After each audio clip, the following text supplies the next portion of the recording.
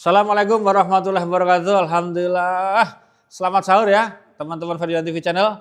Kenapa sih harus sahur? Nah, pertama sahur itu ada keberkahan di dalamnya. Yang kedua, sahur itu membuat puasanya insya Allah lebih lancar. Kenapa? Karena kalau kita nggak sahur pasti beda. Enggak apa-apa, enggak tetap apa-apa. Buktinya, orang sering bilang kan, kenapa nggak lemes? Waduh, aku tadi nggak sahur. Kenapa pucat? Tadi nggak sahur. Atau mungkin nggak pucat, nggak lemes, tapi tetap ngomong. Wah, hari tadi aku terlambat bangunnya jadi nggak sahur, tetap aja kan curhat. Ya, kenapa? Berarti kan kamu bermasalah karena nggak sahur kan?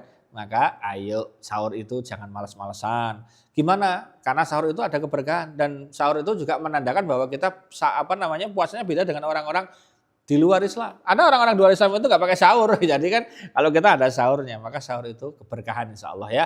Kenapa harus sahur? Itu. Yang kedua agar puasanya lebih lancar. Kenapa? Insya Allah walaupun cuma dengan satu air minum ataupun dengan kurma, itu akan kuat. Apalagi kalau sayuran tambah banyak, tambah buah-buahan, insya Allah lebih strong dalam menjalani kurang lebih 3-14 jam untuk kita berpuasa. Gitu ya. Nah, jadi di dalam sahur ada keberkahan. Yang kedua, kenapa kita harus sahur? Ya, karena kita ada doa. Kalau kita nggak sahur, doa sahurnya gimana? Doa keberkahan di dalam sahur gimana? Karena istighfar orang ketika sahur itu istimewa, doa ketika orang sahur itu mustajab. Maka gunakan waktu sahur itu untuk untuk lihat channel ini, kemudian kita bersama-sama ada dalam kebaikan ya, dalam waktu kita sahur gitu kan.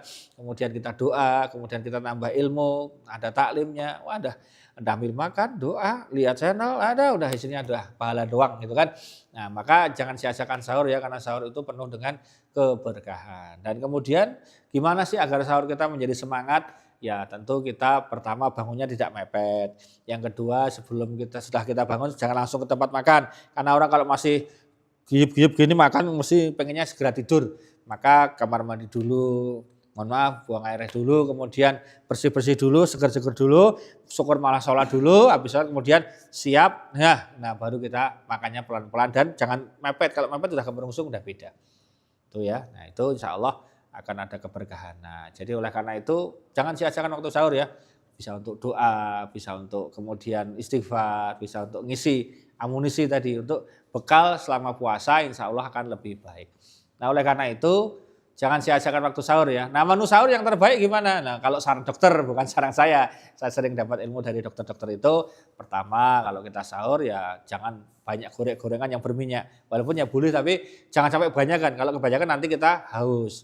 Yang kedua ketika kita sedang sahur kalau bisa ya banyak buah dan sayur. Airnya air putih. Jangan sering menggunakan minuman yang bisa menguras diuretik, mempercepat pipis. Kalau itu juga nanti membuat cepat lemes karena banyak yang cairan yang keluar. Nah itu berbatik sahur dan kemudian jangan tidur setelah sahur. Karena tidur setelah sahur itu membuat cepat lemas dan kemudian juga begitu bangun rasanya badan gak enak. Maka tidurnya nanti ada waktunya mungkin 1,5 jam setelah sahur baru boleh tidur sehingga pencernaannya tidak langsung kaget langsung tidur ya. Jadi gunakan setelah sahur itu aktivitasnya untuk wirid, zikir, ke masjid, ikuti sholat subuh berjamaah, kemudian ikuti taklim habis subuh, sampai rumah mungkin ngaji sebentar, doa, kemudian baru istirahat hanya untuk memulihkan kondisi tubuh. Itu insya Allah sahurnya menjadi lebih happy. Nah jadi sahur yang happy ini penting teman-teman Vertijon karena dengan sahur yang happy ini kita juga akan membuat puasanya menjadi satu hari itu juga happy. Jadi sahur yang happy insya Allah buat puasanya seharian juga happy. Sahur yang bahagia membuat puasanya satu hari juga bahagia. Nah jadi ayo jangan malas sahur ya. Kalau buka kan nggak mungkin malas ya. Tapi kalau sahur jangan pernah malas. Semangat meskipun apapun lauknya.